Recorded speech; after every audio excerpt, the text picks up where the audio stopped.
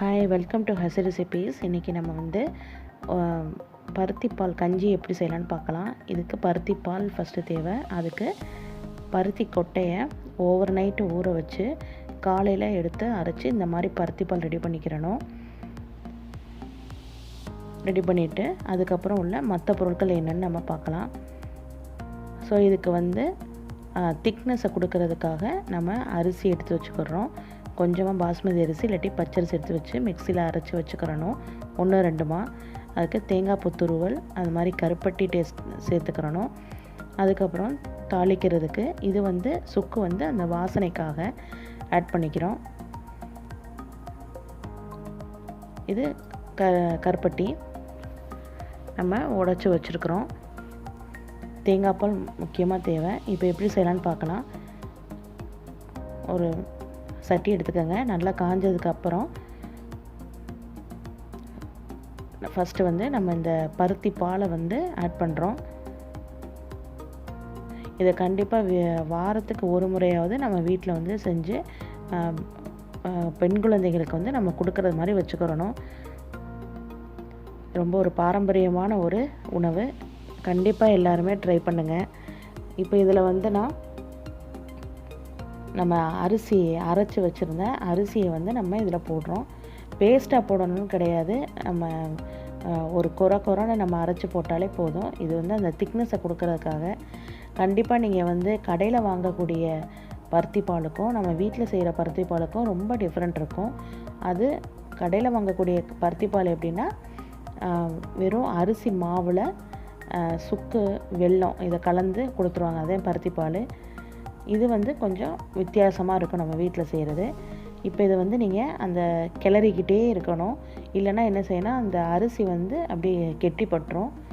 இப்போ நல்லா ஒரு அந்த அரிசியோடு வெந்து கொஞ்சம் திக்னஸ் ஆகிடுது. இந்த டைம் நான் வந்து நல்ல கெட்டியான தேங்காய் பால் வந்து நம்ம ஆட் பண்ணிக்கிறணும். தேங்காய் பால் ஆட் பண்ணிக்கோங்க. இப்போ நான் வந்து ஒரு 1/4 கிலோ அளவுக்கு உள்ள தேங்காய் பால் வந்து நான் ஆட் பண்ணிக்கிறேன். 1/4 கிலோ பருத்தி கொட்டைக்கு நான் வந்து ஒரு 200 ml தேங்காய் பால் ஆட் பண்ணிக்கிறேன். அந்த பக்கம் நீங்கள் பார்த்தீங்கன்னா நான் கருப்பட்டியை வந்து பாகு எடுத்து வச்சுருக்கிறேன். எடுத்து நம்ம கடைசியாக தான் நம்ம ஆட் பண்ண போகிறோம்.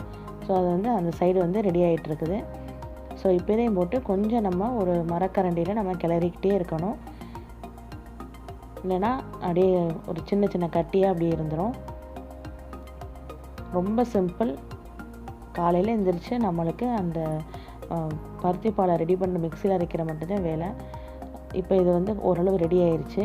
இப்போ நான் வந்து சுக்கை வந்து நம்ம ஒரு உரலில் போட்டு நம்ம லைட்டாக இடிச்சுட்டு நம்ம அதை வந்து ஆட் பண்ணிக்கிறணும். இதிலேயே வந்து பட்டையோ கிராம்போ அதுகளை கூட நம்ம இதிலே ஆட் பண்ணிக்கிறலாம். தாளித்து போடுறதா இருந்தாலும் போட்டுக்கிறலாம்.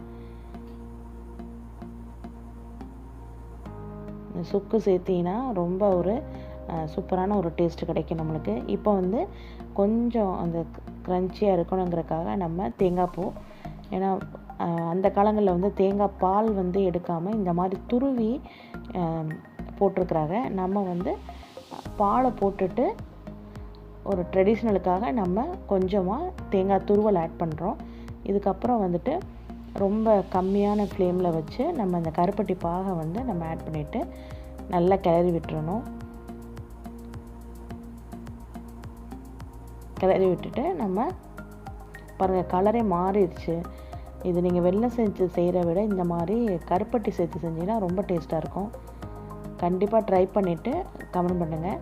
இப்போ இது வந்து அந்த சைடு கொஞ்சம் கொதி வந்துக்கிட்டு இருக்கையில் நம்ம என்ன பண்ணுவோம், நெய் ஆட் பண்ணிக்கிடுவோம். நட்ஸெல்லாம் வந்து தாளிக்கிறதுக்காக. இதில் நான் வந்து ஒரு பட்டை, ஒரு கிராம்பு, பாதாம், முந்திரி, உங்களுக்கு என்ன நட்ஸு உங்களுக்கு தேவையோ, வெறும் பாதாம் போட்டாலே ரொம்ப டேஸ்ட்டாக இருக்கும். இப்போ இது நல்லா நம்ம வந்து வதக்கிட்டு ஃபைனலாக இதில் ஆட் பண்ணிட்டோம்னா நம்மளுக்கு ரொம்ப அருமையான ஒரு பருத்திப்பால் கஞ்சி ரெடி. பார்க்குறதுக்கே எவ்வளோ அழகாக இருக்குன்னு பாருங்கள். கண்டிப்பாக டேஸ்ட் பண்ணி பாருங்கள். உங்களுக்கு பிடிச்சிருக்கும். கண்டிப்பாக என்னோடய சேனல் உங்களுக்கு பிடிச்சிருக்கும். கண்டிப்பாக என்னோடய சேனல் பிடிச்சிருக்கையில் லைக் பண்ணுங்கள். என்னோடய சேனலை ஷேர் பண்ணுங்கள் உங்கள் ஃப்ரெண்ட்ஸ் எல்லாத்துக்குமே. கண்டிப்பாக சப்ஸ்கிரைப் பண்ணுங்கள். சப்ஸ்கிரைப் பண்ணிவிட்டு பக்கத்தில் உள்ள பெல் ஐக்கானை கண்டிப்பாக கிளிக் பண்ணுங்கள். எந்த ஒரு கமெண்ட்டாக இருந்துச்சுன்னா கமெண்ட் பாக்ஸில் கண்டிப்பாக கமெண்ட் பண்ணுங்கள். நான் ரிப்ளை பண்ணுவேன். கண்டிப்பாக தேங்க்யூ.